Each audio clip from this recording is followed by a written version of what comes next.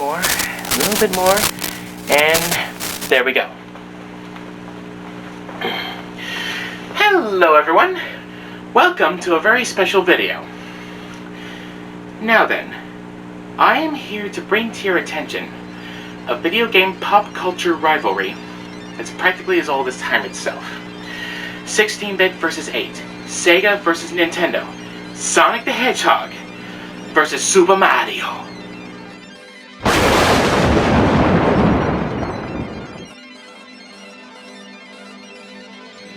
By now, you've probably heard and or seen numerous debates about who is better or who would win in a fight. Today, I throw in my 2 cents and express with a passionate soul who reigns supreme. First, we will establish who they are. Next, facts about Sonic the Hedgehog and the other guy. And finally, I'll present a dramatic interpretation of Sonic fighting what's-his-name. Let's get started, shall we? So, who is this Ogilvy Maurice the Hedgehog and Mario of whom I speak? Let's find out.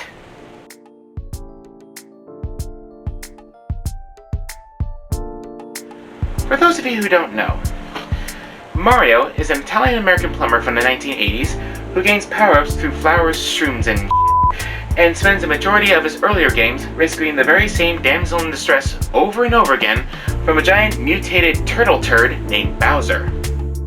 Whereas Sonic is an advanced extraterrestrial blue hedgehog who was born with the power of superhuman speed, possesses unwavering determination to protect the entire world, if not the universe, from the evil forces of Dr. Robotnik, and has the ability to increase his already superpowers with the use of power rings and the famous Chaos Emeralds.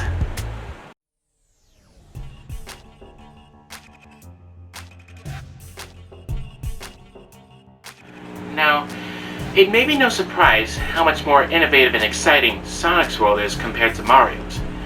Look, here's a background for Mario's game, and here's Sonic's Green Hill Zone. Something tells me that observing all the things that Sonic is capable of whilst going through that zone alone may have convinced you to buy a Sega Genesis rather than a Super Nintendo. Or at least tempted you to. So, like lots of video game characters, Sonic can run, jump, and obtain power-ups such as shields, 100 rings, and invincibility. But he also has a spin dash attack that can break through walls and slice through badniks like butter. And along the way, he collects these special golden power rings. If Sonic bumps into an obstacle, if he has collected some rings, all he has to do is collect them back up, and he's good. And of course, there's Chaos Control. What is Chaos Control, you may ask? A phenomenon that allows the user to warp time and space using the Chaos Emeralds. Now, the power of these Chaos Emeralds can be good or bad depending on who's using them. And Sonic not only has more power when he uses just one of them, when he has all 7, he turns into Super Sonic. A figurative and literal beacon of truth and justice that the world has never seen before. With Mario, apart from his power-ups of growing big, fireballs, and 10-second invincibility, all he does is run and jump. That's it. And he has to jump on the baddies at just the right place. If he is off slightly, or one of them so much as touches him, he either loses a power-up, or he dies.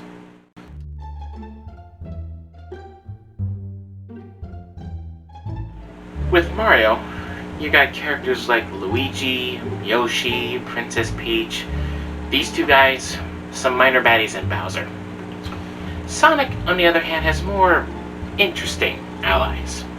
His best friend, a 2-tailed fox named Miles Tails Prower, is not only smart and can build amazing machines and aircrafts, but he can also fly, not just by plane or rocket, but with his 2 tails. A fox literally born to fly. How cool is that? His other friends include a tough-as-nails treasure-hunting echidna named Knuckles, a pink hedgehog and Sonic's love interest, Amy Rose, a feral badger named Styx, and foe-turned-ally Shadow the Hedgehog, to name just a few. In addition, Sonic has a more intimidating rogues gallery than Mario. Not only do we have the diabolical and power-hungry Dr. Ivo Eggman Robotnik, who is on occasion accompanied by comically entertaining cronies, but we also have in the Sonic canon Chaos, Omega, Metal Sonic, Zavok, Infinite the Jackal, and perhaps the most intimidating, Nephiles the Dark.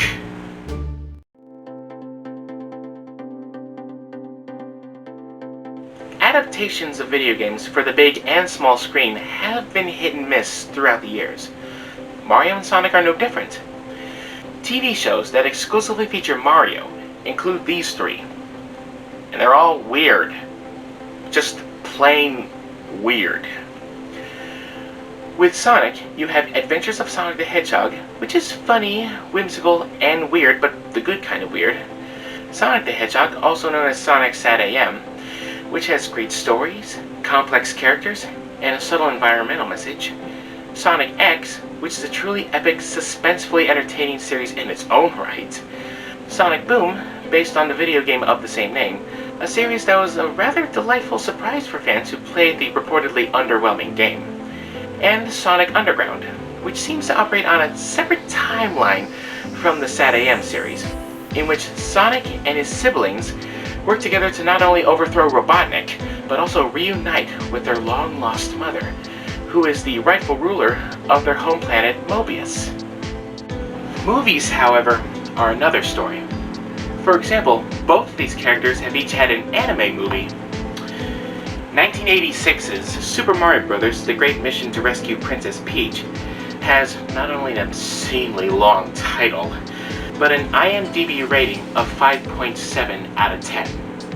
And 1996's Sonic the Hedgehog the Movie has a 6.4.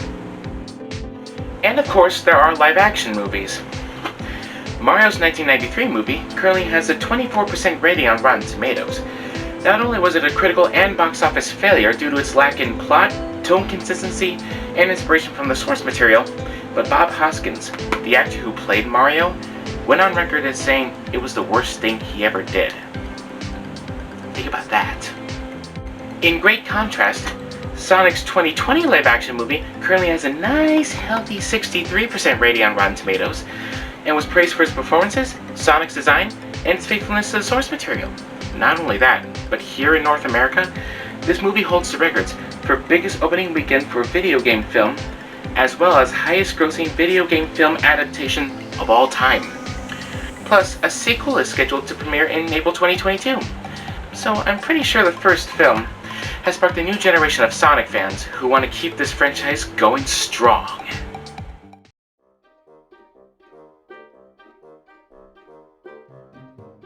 And now, a few more quick little facts. Sonic saves animals. Mario kills them. Mario games lack variety, whereas Sonic games have more variety in plot, allies, and villains, among other things. Sonic has better music, racing games, and spin-offs. And in contrast to Mario, Sonic has a more three-dimensional and moralistic personality. And now, for the moment you've all been waiting for. My dramatic interpretation of what it would look like if Sonic fought what's-his-name? Excuse me, what is it? What? An angry letter? Already? Dear Tanner, how dare you, blah blah blah. Haven't been talking about Mario enough, blah blah. Don't think this video is very fair, blah blah blah. Who gives a flying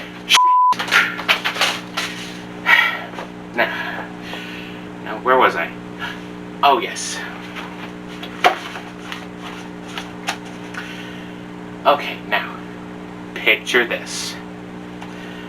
One day, Mario was going about his business, brutally murdering little mushroom people and turtle storks by jumping up and stomping on him with his smelly plumber boots.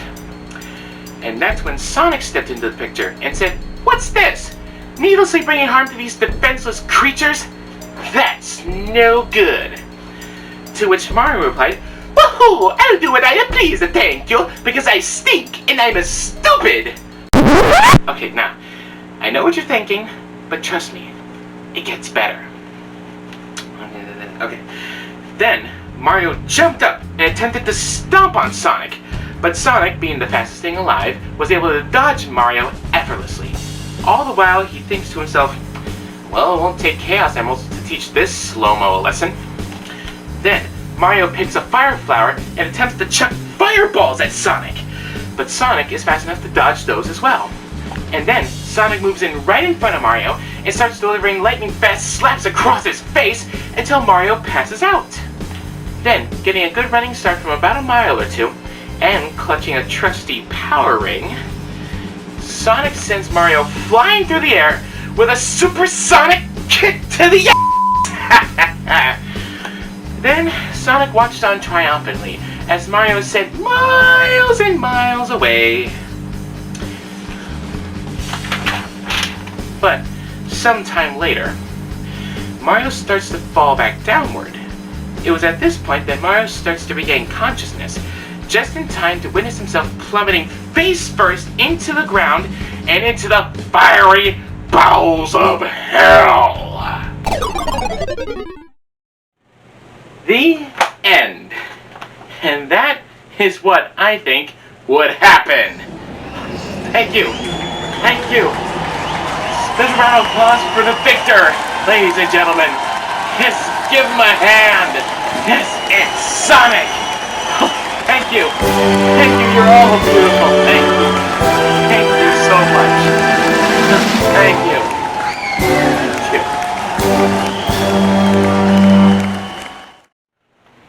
Well, thanks for watching, everybody. I'd like to give a special thank you to Michael Paradiso from the YouTube channel Paradiso Puppets for providing me with special illustrations for my dramatic interpretation. So, what do you think of my video? Am I right? Who do you think is better? Who do you think would win in a fight? Feel free to let me know in the comments below. Until next time, I am up, over, and gone!